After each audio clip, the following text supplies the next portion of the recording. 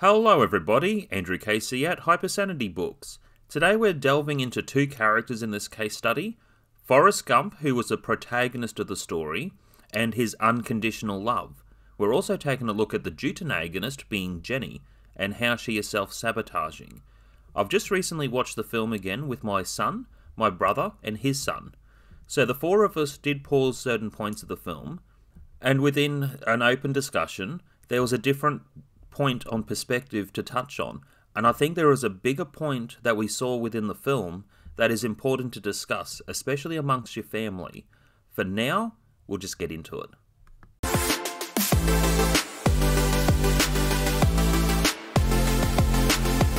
Early childhood.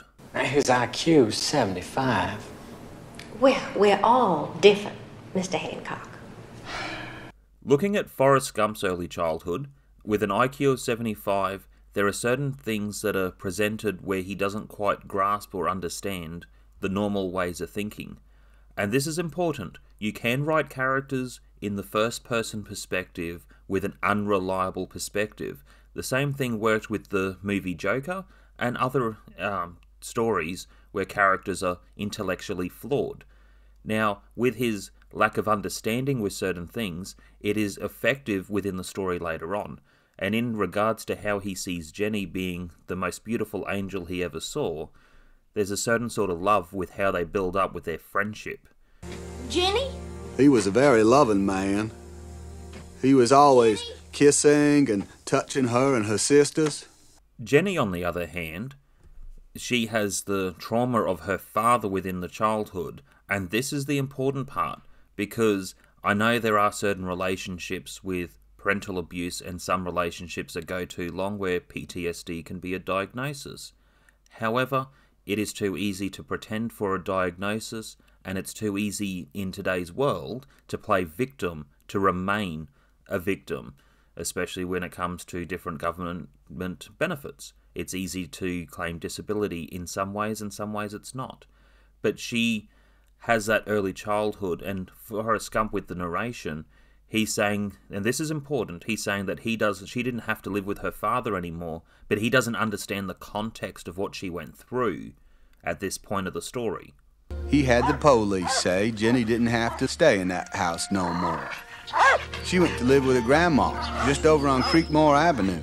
Number 2, bullies. Bullies don't necessarily define a character, but in this type of case, it does, with a certain subplot, and that iconic line. Run, Forrest! Run! So within a certain conflict, his character developed, and into young adulthood, from bullies, it led to a coincidental moment of running across a football field and then having an opportunity for a college education.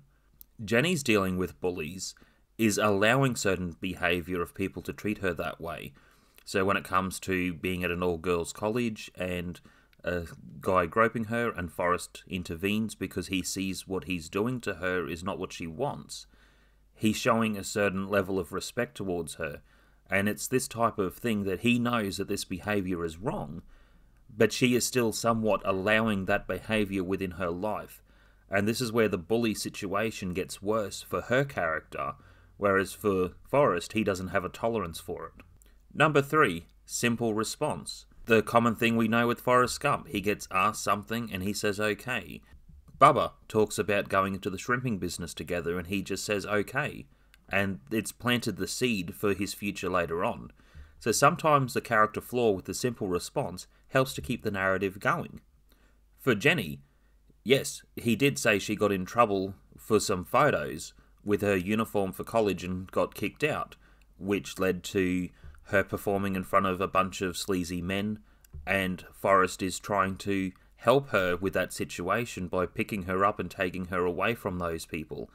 Now, with that, she says to stay away from me, Forrest, just you get away from me. And there's a part where she's self-sabotaging the friendship with Forrest. I can't help it. I love you. Forrest, you don't know what love is. She's clearly trying to set a boundary with Forrest, but this is a sign of something similar, you would say, with PTSD, where it's self-sabotaging behaviour.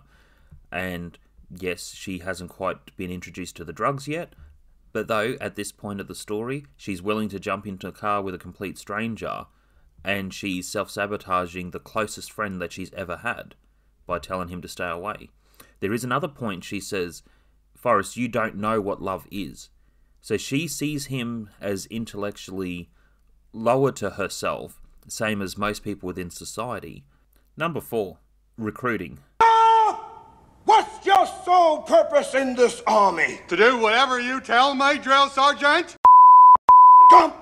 With Forrest Gump, and this is interesting storytelling, and my son chimed in at this point with the story where we paused it and listened.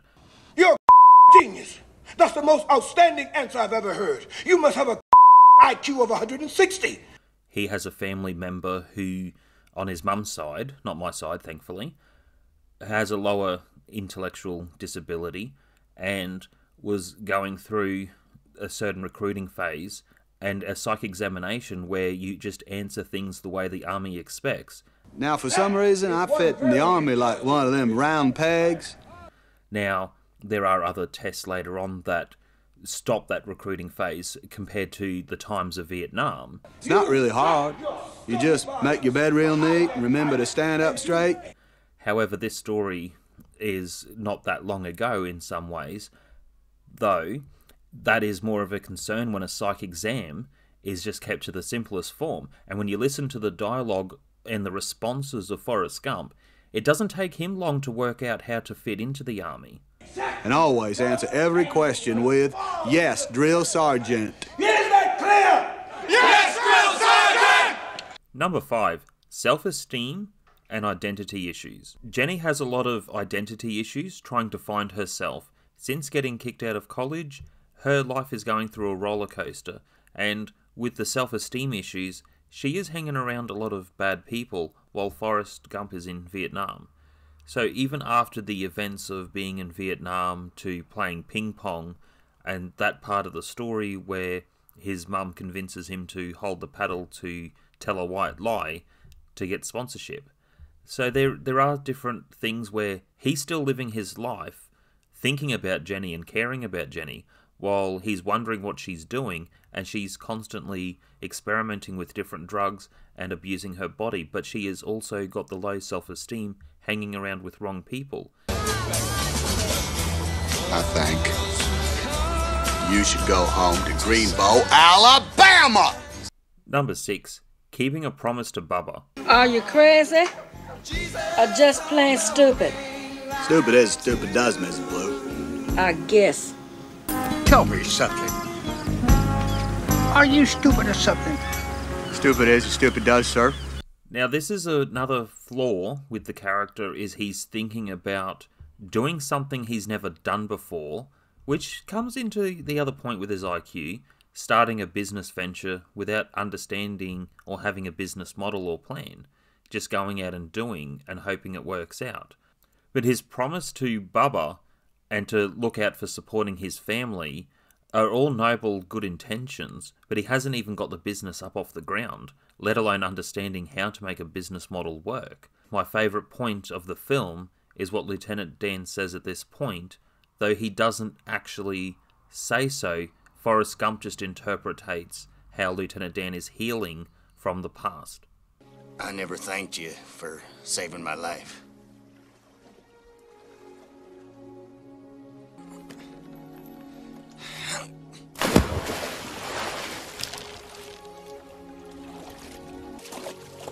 He never actually said so, but I think he made his peace with God.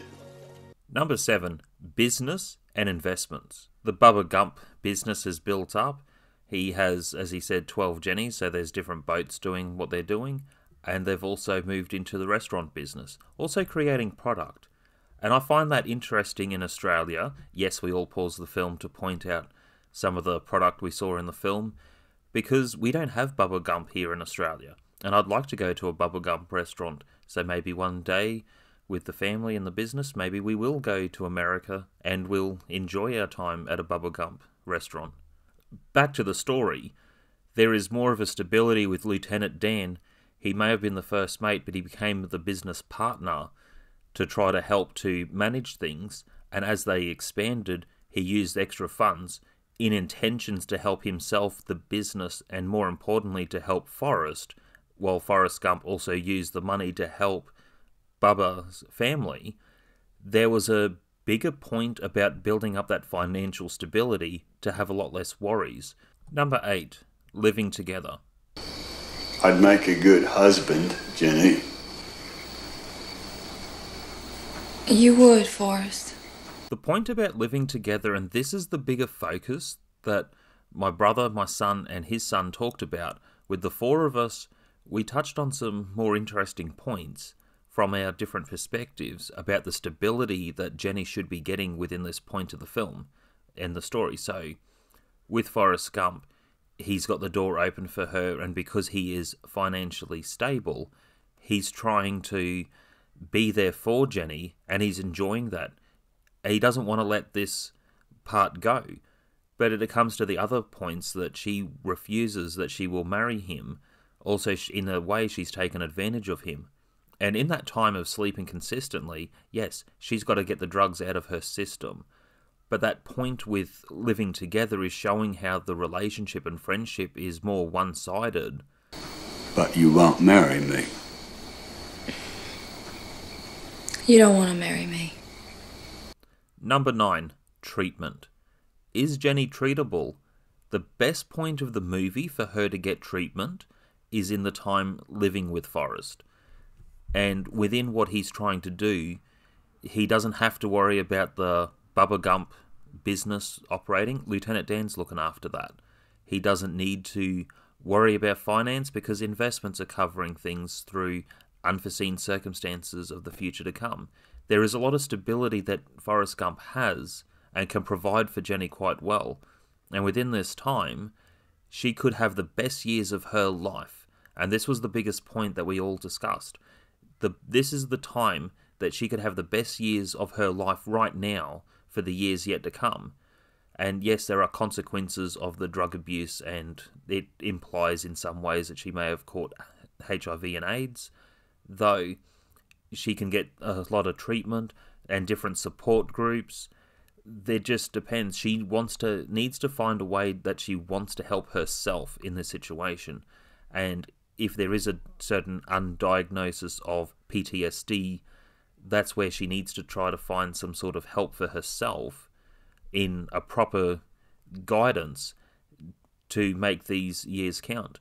And while Forrest Gump has the unconditional love towards Jenny, he is willing to support her for her life choices to get that stability back. And that's one of the biggest points, is there are a lot of things that we do see when we look into someone else's situation of how they can get themselves out of it. And I have had friends that have gone through alcohol abuse and drug abuse, and it comes to some points where some friends have 3 strikes, and as a friendship sometimes you gotta put your boundaries up, and sometimes you gotta let some friendships go. In this circumstance, it is the unconditional love that he's trying to help her through it.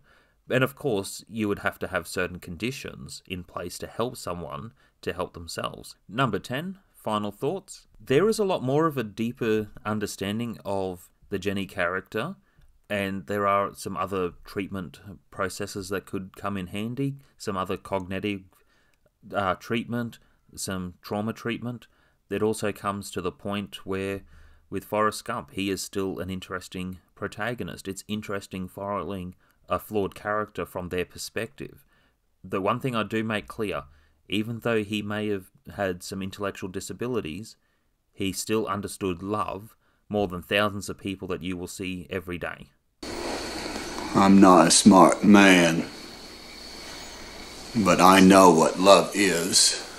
Into some other subplots, there was the point of seeing Forrest and Jenny running away from the father, and he understood that there were problems at home. When he's talking to people at the park bench, he's talking about how he was a loving person and how he kissed them and cared for them, but he wasn't understanding the sexual abuse. Jenny? He was a very loving man. He was always kissing and touching her and her sisters. He had the police say Jenny didn't have to stay in that house no more. She went to live with her grandma, just over on Creekmore Avenue. After the death of Jenny, he tears down the house, and that's also a symbol of reclaiming control of the trauma that did all that damage to Jenny. But still, as much as that was a lot of trauma that the father caused, Jenny should have took some sort of responsibility for herself. And a lot of people think Forrest Gump is romantic because of the unconditional love. No, it's actually quite a sad story from her perspective. From Forrest's perspective, even though all these things happened with Jenny and there was less contact, he still loved her and tried to live his life, whichever way it was. Though, there are a lot of things where he didn't make as many choices for himself. Someone just asked, do you want to go into the shrimping business? He says, okay. So there's a lot of the plot being driven with simple responses. And even though they're both different characters, I think it's an interesting case study when you look at the protagonist and the deuteragonist of the story and follow which way they're going.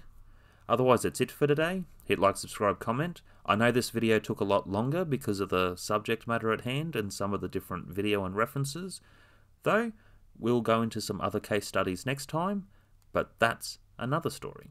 I got new legs. Custom made. Titanium alloy. It's what they use on the space shuttle. Yes, it was in the book. Lieutenant Dan did go to space. See you next time.